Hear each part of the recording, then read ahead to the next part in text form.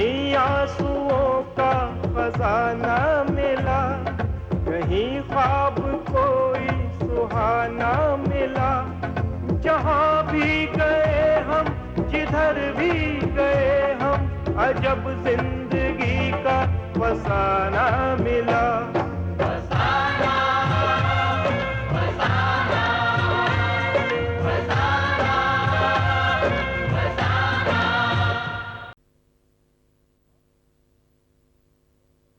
माँ, मधु कहाँ है?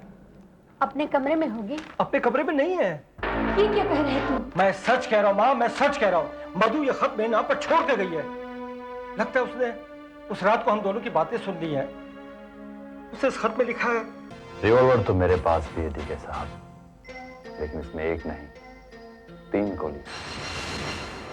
एक के पर मरने वाले का नाम लिखा है, दूसरी पर उस आदमी का जो मुझसे गद्दारी करेगा, और तीसरी पर मेरा अपना नाम। मधु क्या मेरी जिंदगी से गई है? ऐसा लगता है कि जैसे जिंदगी वीरान हो गई है। आज की नारी को इतना कमजोर मत समझो दिनेश कुमार उर्फ डीके। मुझे नहीं चाहिए तुम्हारे कार, बंगले, जेवरात। ये सब तो मैं अपने बल पर भी हासिल कर सकती हूँ।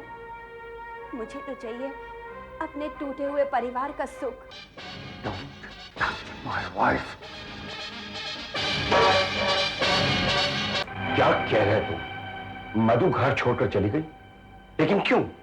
उसे इस घर में कमी क्या थी? कमी घर में नहीं, कमी उसकी जिंदगी में थी। ऑपरेशन के बाद वो मां नहीं बन सकती थी। मां और मेरी बातें उसे बार बार जला रही थी।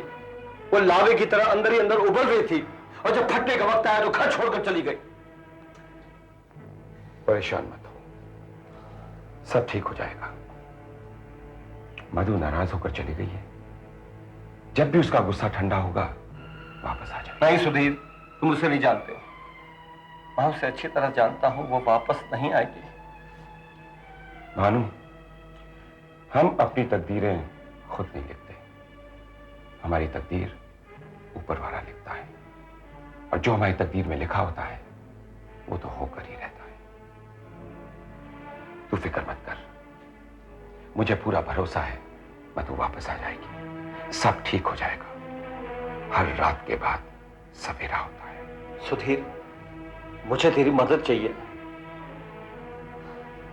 करेगा ना मेरी मदद? कैसी बातें कर रहा है? ये भी कोई पूछने की बात है? सुधीर, तू मधु को ढूंढ अपने तरीके से, मगर मगर मगर क्या? बेटा सुधीर, इस बात का पता किसी को नहीं चलना चाहिए कि बहू घर छोड़कर चली गई है। मैं नहीं चाहती कि हमारे खानदान की बेइज्जती हो, बदनामी हो। माँ जी, अब आप मुझे वाकई शर्मिंदा कर रही हैं। बचपन में आपने मुझे अपनी गोद में खिलाया है। भानु को मैं अपना बड़ा भाई मानता हूं। इसे मैंने हमेशा एक भाई की नजर से देखा है। मधु मुझे राखी बांधा करती थी। मैं इस घर पर कभी आंच नहीं आने दूंगा, कभी नहीं। भानु, तो हिम्मत मत हार। मैं मधु को अपने तरीके से ढूंढूंगा, और मुझे यकीन है वो मिल भी जाएगी। तो पुलिस ऑफिसर है, तेरे पास ऐसे तो बहुत सारे केस आते होंगे। तू आसानी से कह सकता है कि हिम्मत से काम लो, लेकिन मैं तो टूट गया हूं। एक बार तेरे पिताजी ने मुझे सहारा दिया था, आज मुझे इस सहारा की सख्त जरूरत है। क्या क्या तू मुझे सहारा देगा? Of course I will. मैं हमेशा तुम्हारे साथ था और हमेशा तुम्हारे साथ रहूंगा। हाँ। लेकिन अब मुझे मधु को ढूंढना है, और मुझे मालूम है कि मधु मुझे जरूर मिलेगी।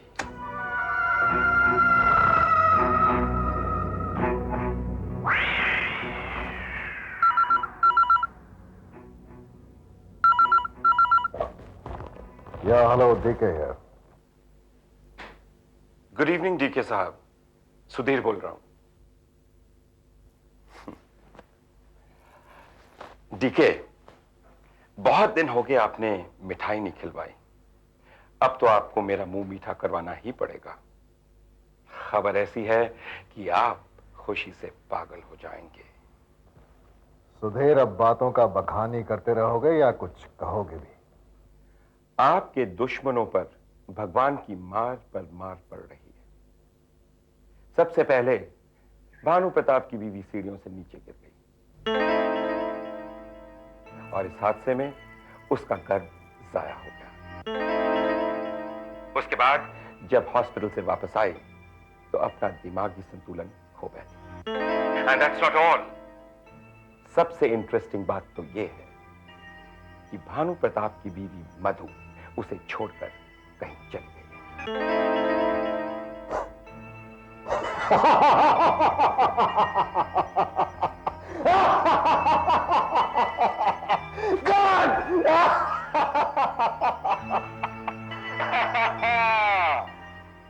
उसे तो बहुत पहले भाग जाना चाहिए था सुधीर।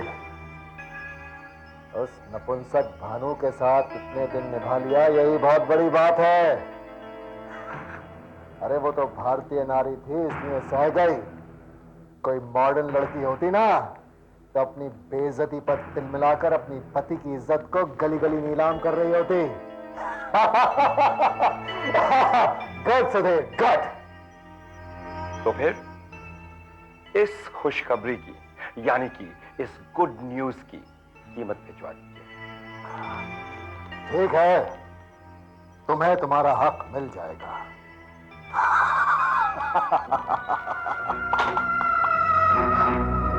मुन्नन!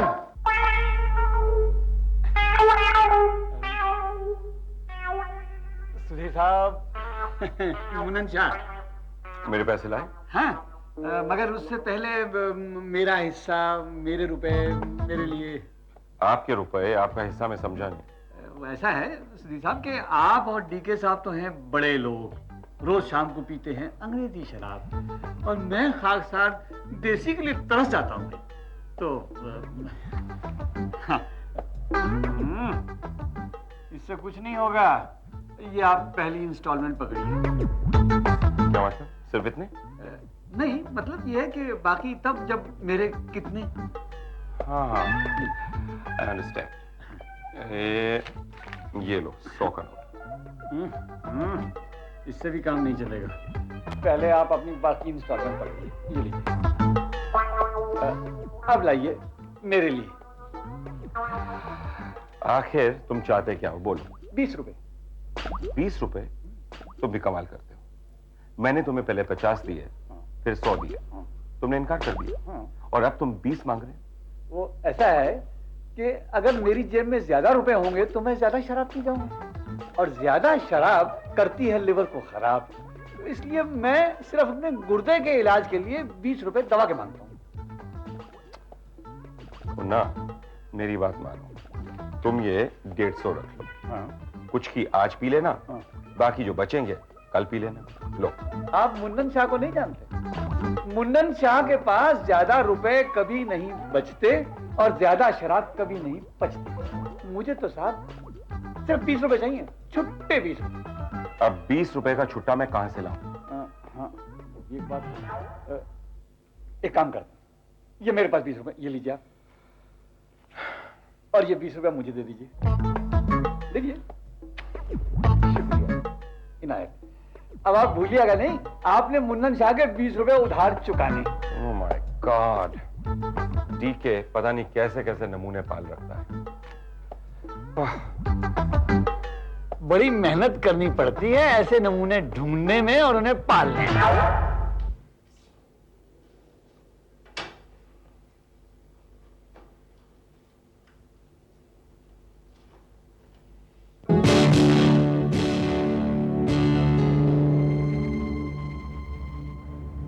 फिर ले आए हराम की कमाई।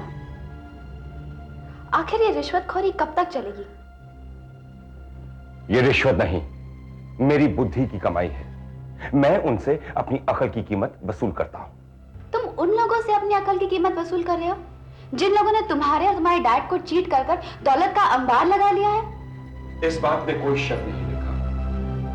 भानु प्रताप कल तक डैड का शागिर्द हुआ करता था। डैड ने मुझे देश की सेवा की खातिर पुलिस ट्रेनिंग के लिए नासिका भेज दिया। उसे मौका मिल गया, उसने डैड के बिजनेस को चौपट कर दिया और खुद अपने आप में एस्टैब्लिश हो गया। ये तो लोगों को चकमा दिया करता था, उन्हें झांसा दिया करता था कि उनके काले धंधे की कमाई को सफेद कर दिखाएगा। But he ruined each one of them. जहां तक डीके का सवाल है,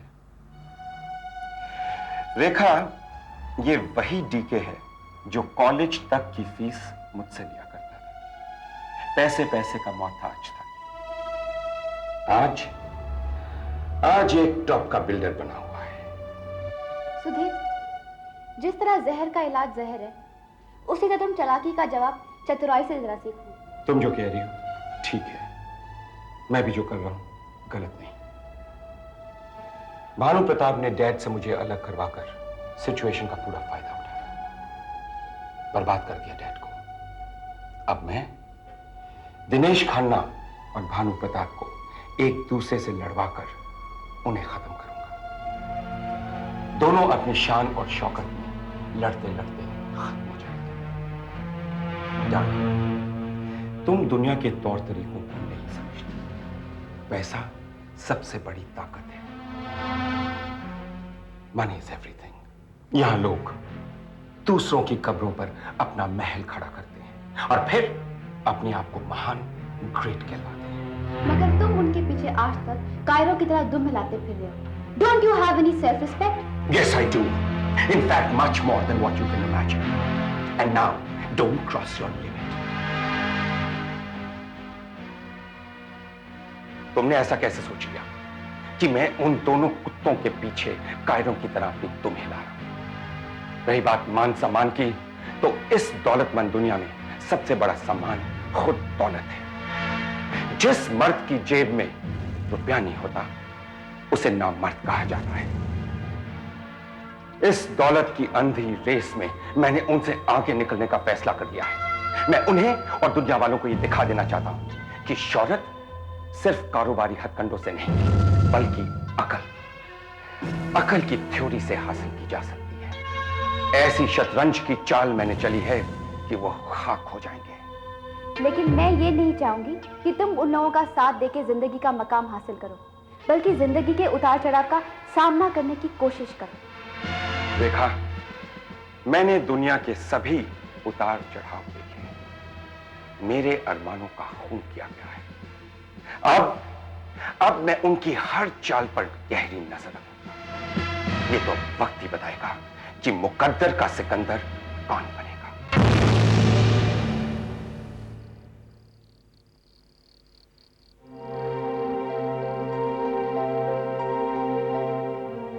बेटे भानु, आज शाम को घर जल्दी आ जाना।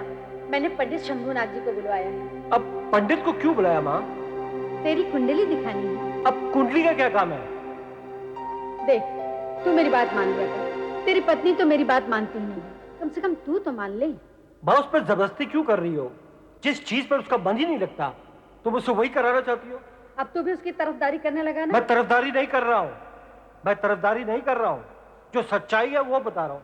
सच्चाई तो ये है कि तेरी पत्नी के रहते इस घर में बच्चा नहीं आ सकता है। ओफो, मैं चलता हूँ।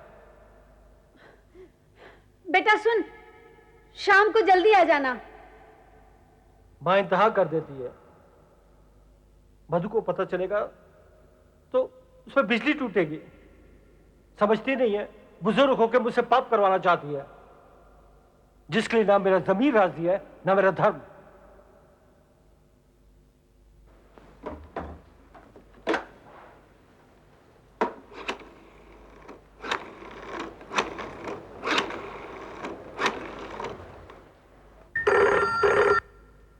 हेलो। हाँ माँ, जरा मधु को बुलाना। भानु का फोन है, बात करोगी? बेटा, वो सो रही है। बहुत जरूरी हो तो बुला दो। नहीं माँ, ठीक है। Okay, bye.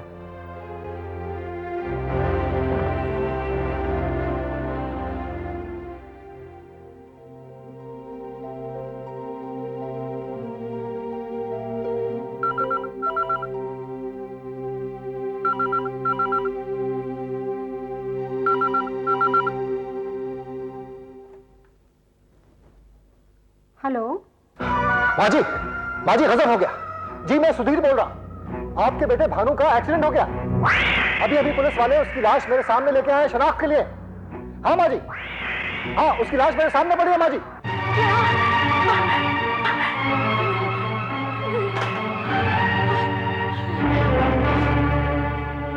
माँ माँ माँ,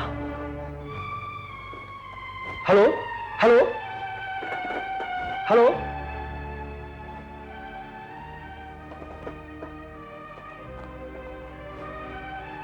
हेलो हेलो, मैं भानु बोल रहा हूँ। डॉक्टर मेहता है? वो घर पर नहीं है। आप कौन बोल रहे हैं?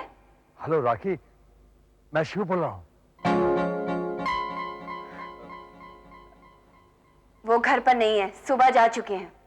राखी, मैं तुमसे बात करना चाहता हूं। तुम अब तक मुझे गलत समझ रही हो। माना कि जमाने और तुम्हारी नजरों में मैं एक खूंखार मुजरिम हूं, लेकिन ये सब गलत है।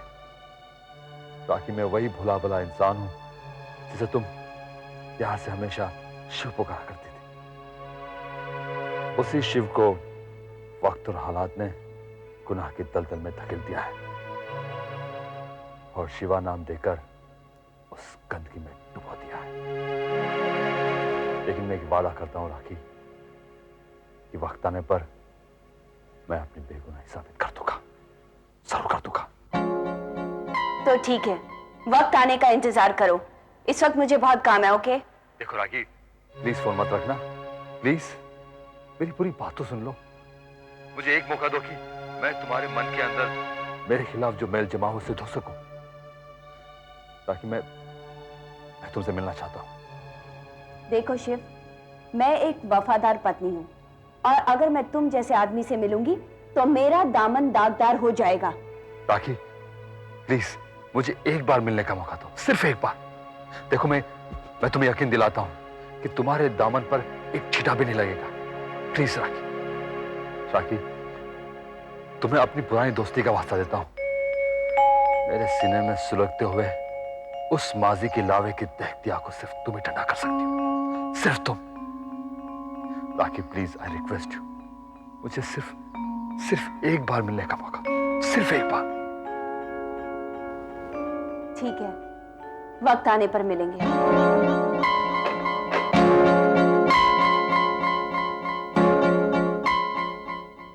तुमने मेरी मां को फोन क्यों किया सुधीर? तुमने मेरी मौत की गलत खबर क्यों सुनाई? उसकी वजह से उसकी हालत आज नाजुक है। ऐसा तुमने क्यों किया? मैंने ऐसा कुछ नहीं किया है भानु। तुम मुझ पर गलत इल्जाम लगा रहे हो। तुम्हारी मां को मैं हमेशा अपनी मां समझता रहा हूं और तुम्हें अपना भाई। मैं कभी भी इतनी घिनौनी हरकत नहीं कर सकता हूं। तो फिर ये किसने किया? मुझे नहीं मालूम, लेकिन इतना जरूर कह सकता हूं, ये जिसने भी किया है, मैं अब उसे जिंदा नहीं छोड़ूंगा। हर कीमत पर ढूंढ निकालूंगा। मैं उससे मिलने चाहता हूं। नहीं, तुम मेरी मां से नहीं मिल सकते हो। डॉक्टर ने उसे आराम के लिए कहा है। ठीक है, चलता हूं, लेकिन जाने से पहले एक बात कह देना चाहता हूं। तुम में और मुझ में जरूर यकीनन कोई दरार पैदा करने की कोशिश कर रहा है और मैं उसे कभी भी कामयाब नहीं होने दूंगा। नेवर।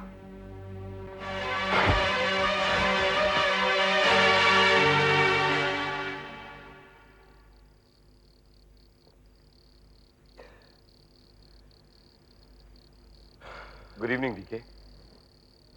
अरे सुधीर, माय फ्रेंड, आओ। कैसा है दोस्त? तेरे जैसा जिसका दोस्त हो वो कैसा हो सकता है? दुखी, बेहद दुखी। Good good joke Sudhir. अगर तू मजाक कर रहा है तो मैं कहूंगा कि ये अच्छा मजाक है, और अगर तू सीरियस है तो मैं कहूंगा कि ये बिल्कुल सही बात है। तुझे तो मालूम है कि कॉलेज के टाइम में भी लोग मेरे बारे में क्या कहा करते थे, हा?